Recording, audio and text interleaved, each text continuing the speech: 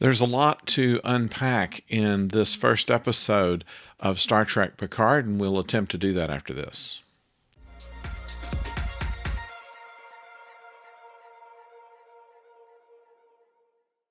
Hello out there, I'm the oldest nerd, and we are treated to the answers of several questions that we've had for some time in the first episode of Star Trek Picard. First of all, we know why he left Starfleet. It was not really a retirement as such. It was a threat against his superiors, saying that if you don't let me finish my mission, I'm going to quit. And they just said, go ahead and quit, to his surprise. And then he was essentially put out to pasture and was never very happy with it. He lived with a certain amount of guilt, a certain amount of longing, but we'll get on to that in a moment. We also found out that the unthinkable that happened was something that perhaps we didn't think about. We've seen Borg, we've seen Romulans in the previews, but we didn't see but a second or so of what they call synths, and very similar to Alien 2, in which they described the android on the ship as a synthetic, and he said, I prefer the term artificial person. The synthetics attacked Mars near the Utopia Planitia shipyards, where the Enterprise D was built and many other starships. And in fact, they were working on building an entire armada of transport ships to bring millions of Romulans to safety before their star would go nova. And something that worried me when we first heard of perhaps some of the plot of Picard was that in the first J.J. Abrams Star Trek movie, the whole reason that Nero had been driven to such lengths that he was that his wife and family were killed on Romulus. If Picard had been successful at this, those people wouldn't have died. And in fact, because Picard had only partially evacuated some of the Romulans, and then this unthinkable thing happened, millions of Romulans died, including Nero's family, leading to the events in the Kelvin timeline. The synths that have attacked Mars, kind of like the replicants did in Blade Runner, where they went wild and went off-world. Interestingly, they mentioned the Daystrom Institute. Richard Daystrom was the inventor of duotronic computers in the original series, and came up with M5, a computer that was supposed to be an artificial intelligence that could command a starship, except, of course, it started killing people. Kind of ironic now that we have synthetics killing people. The attention of the Federation and of Starfleet turned away from the evacuation of the Romulans, which sounds like something that Picard might have advocated for, kind of to the reluctance of Starfleet, because the Romulans have been a long-time enemy from the very beginnings of the Federation. Before they even had visual communication, the Romulans were bad news. And so there had to be some opposition to it. So there were politics at play here that did not necessarily want to do the right thing with regard to the Romulans. This is why Picard left. He was basically bluffing, and they called his bluff, and he was out. And in the last 14 years, he has been at Chateau Picard trying to live the life that everybody thinks he ought to live after retirement, but not really very satisfied at it. We know that Picard is still quoting Shakespeare and is somewhat melancholy. He likes being in the game. He said that in the opening scene to Data. I want to stay in the game. And in doing so, he has this regret that he stood up for what he believed was right and then was punished for it. And he blames the Federation on it, although it probably isn't the fault of the Federation. It's the fault of the fact that you just can't do everything. You can't be perfect. And as much as Picard always tried to be perfect in his last life, it was something that always led to friction. Always when Starfleet Command was mentioned in The Next Generation, they always had other things that were going on. There was always, anytime you depicted Starfleet Command, there was always either some corruption, some incompetence, or some type of activity going on that was not quite as utopian as we always try to remember the Federation as being.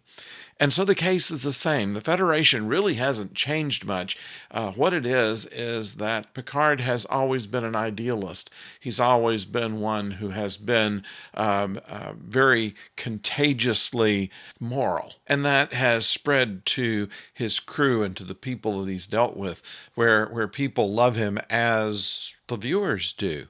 And I think he's coming back. We see that Picard. We see that man of principle. We see that man who really wants to be the natural explorer and be out there and be on a mission, but was, through fault of his or someone else's, put out to pasture.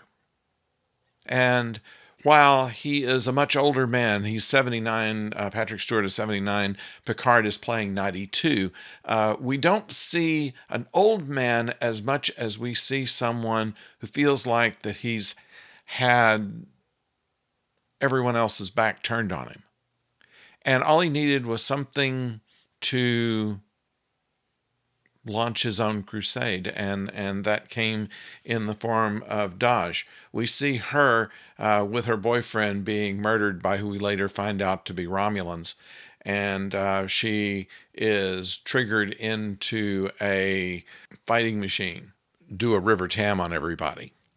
And so what we have is a very layered story that's all around Picard. Picard is the man of principle, and he is going against all adversity on one more crusade. A couple little details that I liked about this. There are a lot of Easter eggs.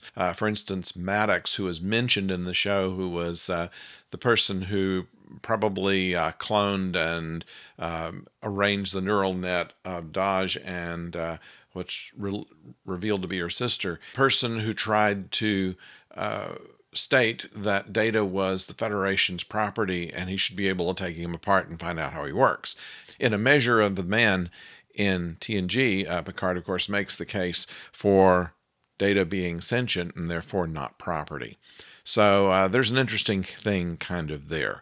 Also, B4 we found out is who's in the drawer, and that he was just not as advanced as Data, and Data's neural net really never took root in him. The dog, whose name is Number One, Picard has always called his first officer Number One. And in this case, he kind of longs for the life of Starfleet and kind of projects that into his dog, always at his side, always ready to help him in what he's doing. And so the dog is Number One. It's at the same time cute and also has some pathos to it. Wouldn't he rather have a real Number One on a real ship?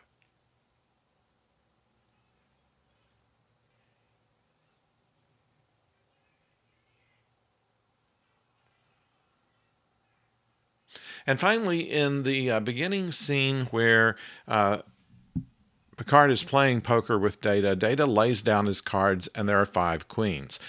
This makes me think of an old Looney Tunes cartoon where Bugs Bunny and Yosemite Sam are playing poker, and Sam lays down his cards and says, I have 5 aces, and Bugs lays down his cards and says, I have 6 aces. In this case, it's 5 queens, obviously not capable of having 5 queens in a single deck. Why queens? A clue that we may hear from the Q continuum before long. Or perhaps it is a matter of one more than you think there should be, or a reference to everything coming up in threes in the time loop episode in TNG. That's one thing that I think we're going to have to watch and see what happens as far as the 5 queens. It's like kind of a throwaway scene almost, but I think it means more than we first see. All in all, I am most interested to see the old Enterprise D and 10 Forward and the poker game and the tell that Data has a tell whenever he is playing poker. And that's going to be something, too, that Picard is going to have something that's going to be able to distinguish something very minor in order to save the day. So this is something we can look forward to as episodes continue. So if I left anything out, why not tell me something in the comments below? I'd love to hear what you have to say about this if you liked it. I, for one, had a whole lot of problem with CBS All Access. It kept freezing up on me, and it took me all night to get the thing watched because of that. But other than that, I enjoyed the show. I love the cinematography on it. I love the sweep, the whole feel of it. It's something that makes you want, as Picard wants, to get back into the game. So, until our next episode, where we will talk about Doctor Who. So don't forget to subscribe. Don't forget to ring the bell. And until next time, don't go far.